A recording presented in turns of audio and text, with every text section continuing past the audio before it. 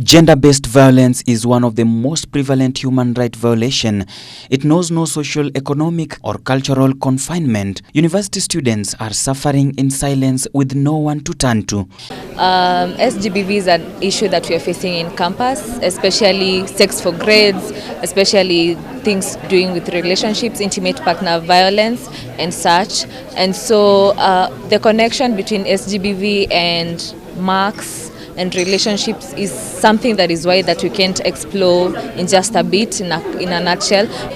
I'm also a firm believer that you cannot negotiate anything within the Sexual Offences Act.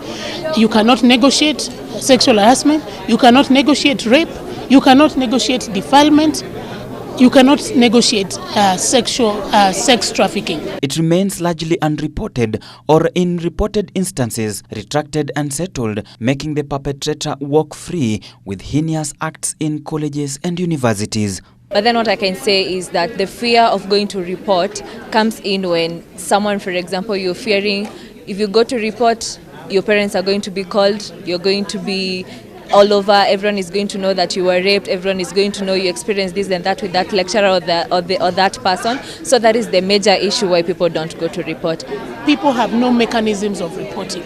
Our justice system is slow and unwinding, and very many people are afraid to report because of the longevity of a case taking place in court. So that there's a justice component also, and that perpetrators are appropriately punished or expelled, or in the case of lecturers or cleaners and others, dismissed, so that a university can feel that they have a safe campus for their students, but also for everyone concerned. Since the Beijing World Conference on Women in 1995, the issue of gender-based violence has gained greater visibility, with the latest commitments to end gender-based violence during the ICPD 25 in Nairobi. But in our Kenyan universities, the issue is yet to be discovered and handled separately. Otherwise, if we can get a clear reporting system, then I'm sure that we can get to the roots of SGBV and we can be able to solve the problem. A multi-sectoral approach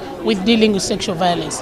We need to have the Ministry of Health, Ministry of Education, Ministry of Interior and the justice system working closely together to ensure that everybody gets justice, but most importantly, that young people are protected from sexual violations. A bigger part of research exists today on the types of gender-based violence, the variations of the violence, and the strategies for reducing the prevalence of gender-based violence and its non-existence. The latest being that which was conducted in Moi University, dubbed End Violence on Campus, EVOC, led by Professor Paula Tavo from University of California, and the findings were shocking. One of our key findings was already 14% of the students, which is about 1 in 7, have already experienced some form of sexual assault.